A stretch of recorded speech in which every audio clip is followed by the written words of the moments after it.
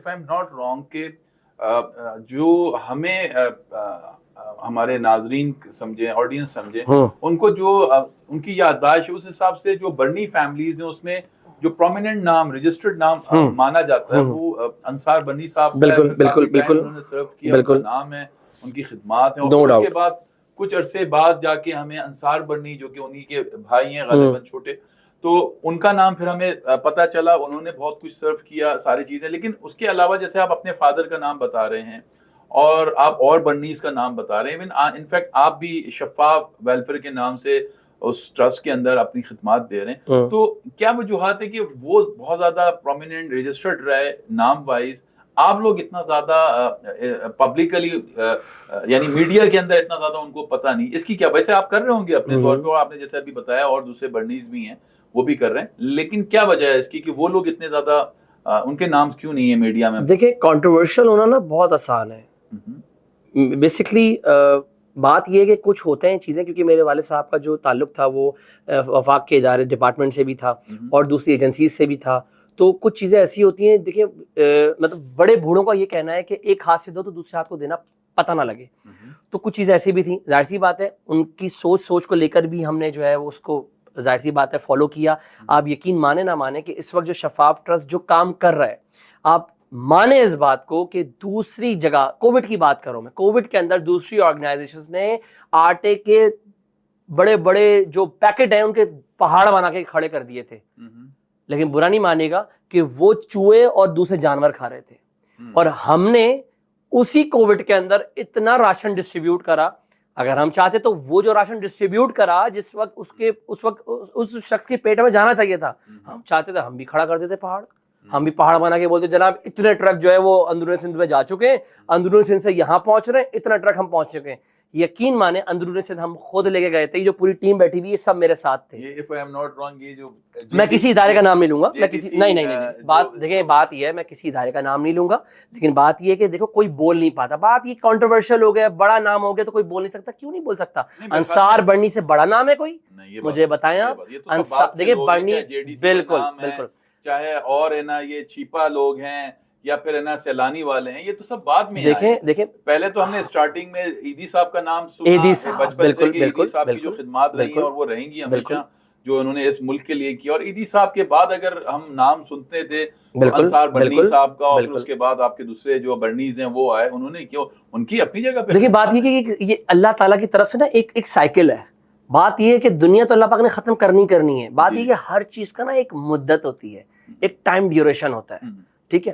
اب ظاہر سی بات ہے زندگی موت کا کسی کو پتہ نہیں ہے, اور یہ نہیں سوچے گا کہ اگر دوسری برنی جتنا کام کریں, ہمارا ادارہ جو کام کرے نا بڑا ڈفرینٹ کام کر رہا ہے. آپ کے اندر جذبہ کیسے پیدا ہوا؟ کیا آپ نے اپنے چچاؤں کو دیکھا یا اپنے والد محترم یا میرے والد آپ کے اندر؟ کیونکہ دیکھیں میں یہ سمجھتا ہوں کہ اگر آپ سوشل ایکٹیوسٹ ہیں اور آپ کے اندر جب تک کہ یعنی پبلکلی لوگوں کے لیے درد محسوس نہیں کیا, ایک نرم دل ہی دوسروں کے احساسات کو نافذ فیل کر سکتا ہے, تو وہ جو چیز ہے وہ کیسے آپ کے اندر ڈیولپ ہوئی؟ کسی آپ کی اگر میں کہوں کہ ہر انسان کا ایک آئیڈیل ہوتا ہے بالکل جس کو وہ سوچ کے آگے بڑھتا ہے ان ساری چیزوں میں, تو کیا یہ ان بلڈ آپ کے اندر تھی خدمت کرنے کا جذبہ یا کسی کو دیکھ کے پیدا ہوا؟ میرے والد مرحوم بالکل. مجھے ابھی تک یاد ہے کہ میں بہت سارے جگہوں پہ میں اپنے والد صاحب کے ساتھ بڑا اٹیچ ہوا کرتا تھا نا, پتہ کچھ بھی نہیں ہوتا تھا. مطلب میٹنگز میں ہو رہی نا, میٹنگ چل رہی ہیں, مطلب میں بس سائڈ, مطلب بچہ تو تھا, مجھے بتاتا کہ میں چڈی پہن کر جو ہے اپنے والد صاحب کے ساتھ گاڑی میں بیٹھتا تھا. ابھی بھی چھوٹے سے ہیں, بہت زیادہ عمر تو نہیں ہے آپ کی. دیکھیں بات یہ ہے کہ اگر ہم کام کا تعین اس کی ایج سے کر لیں گے تو ہم بہت پیچھے رہ جائیں گے. اس وقت وہ کام, اس وقت میں کبھی بھی نہیں سوچ سکتا تھا کہ میں نے وہ کام کر لیے. اس وقت آپ کو شاید نالج میں نہ ہو, اس وقت کراچی کا ایک اہم ایشو غیر قانونی طور پہ مقیم افغانیوں کو جتنا ہٹ کیا گیا تھا, اس وقت جو کیمپین جو ہم نے سب سے پہلے فرسٹ کیمپین جو چلائی تھی وہ آپ کے سامنے ناچیز بیٹھا ہوا ہے.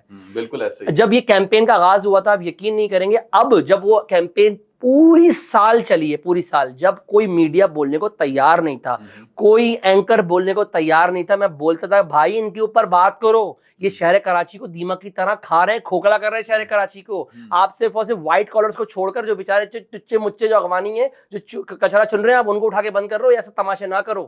آپ یقین مانیں جب ہم نے, یہ بتائیں شجاعت, یہ بھی بڑا ایک ہے نا بہت بڑا مسئلہ ہے, آلدو حکومت پاکستان نے بہت سارے ایسے افغانی ہیں جن کو ڈیپورٹ کیا اور افغانستان میں بھیجا, لیکن ہم یہ بھی ایک سوچتے ہیں کہ کبھی کبھی لوگ بات کرتے ہیں اس موضوع پہ کہ دیکھیں یہ بڑا ایک مشکل بات ہے. وہ افغانی جن کی آج سمجھ لیجئے وہ 80 کی دہائی میں وہ لوگ آئے تھے, زیاد صاحب ان کو لے کے آئے تھے, اور آج ایک بہت بڑا ایک ٹائم سمجھ لیں 40-50 سال کا عرصہ ایک بہت بڑا عرصہ ہوتا ہے, وہ آج وہاں پر مقیم ہے, یعنی انہوں نے تو افغانستان نہ دیکھا نہ وہ وہاں پر گئے, تو وہ کہتے ہیں ہم کیسے چلے جائیں اس انوائرمنٹ میں, ہمارے لیے تو یہی ہماری ملک ہے, سب کچھ یہ ہے.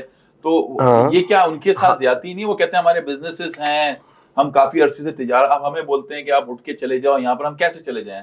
اچھا دیکھیں بات یہ ہے کہ جب ضیاء الحق صاحب مرحوم نے جب یہ نوٹیفیکیشن جاری کیا تھا 50 سال کے لیے, تو 50 سال کی مدت ہو چکی ہے پوری, پہلی بات. دوسرا یہ کہ انہوں نے ایک بستی ہے اغوان بستی, ایک کارڈن آف کر دیا تھا کہ جناب آپ کا یہ ایریا ہے, اس سے باہر نہیں آ سکتے, آپ ریڈ زون میں نہیں جا سکتے, آپ یقین کریں گے سر. اور اب یہ ہوا سب چیزوں میں بالکل نہ صرف کراچی بلکہ پاکستان کے اندر اگر آپ دیکھیں تو وہ سبھی جگہ پہ کافی بزنس ہیں. کارپیٹ کے بزنس میں آئی تھنک یہ سب سے میجر رول آپ کے افغانیوں کا ہے جو وہ پلے کر رہے ہوتے ہیں.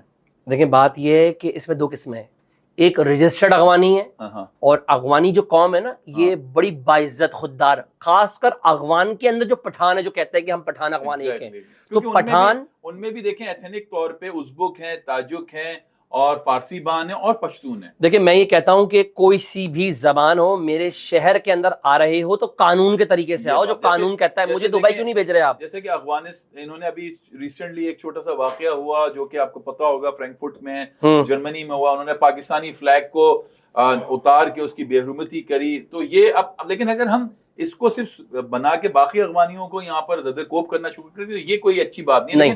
ان کی کنڈیم ہونا چاہیے جو حرکت انہوں نے کی اس وقت. بات یہ ہے کہ آپ ذرا غور سے سنیے گا کہ آپ ایک گھر کا گھر جو ہے آپ رینٹ پر لیتے ہیں.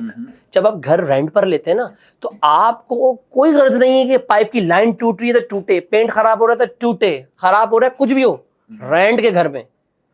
تو جسٹ لائک آپ کے پاس جو گھر آپ رہ رہے ہیں, اغوانی جو رہ رہے ہیں نا وہ رینٹ پر رہ رہے ہیں یہاں پر, ان کو کوئی غرض نہیں ہے پاکستان کے قانون سے, ان کو کوئی غرض نہیں ہے پاکستان کے جھنڈے سے, ان کو کوئی غرض نہیں ہے ہماری حساس ایجنسیز کو لان تان کرنے پہ. کراچی پریس کلب کے باہر آپ ہمارے جرنلز کو گالیاں دے رہے ہو, آپ ان کو دھمکیاں دے رہے ہو, مطلب وہ ان ایجنسیز کو آپ جو ہے وہ ٹارگٹ کر رہے ہو یار, مطلب مذاق ہے کوئی؟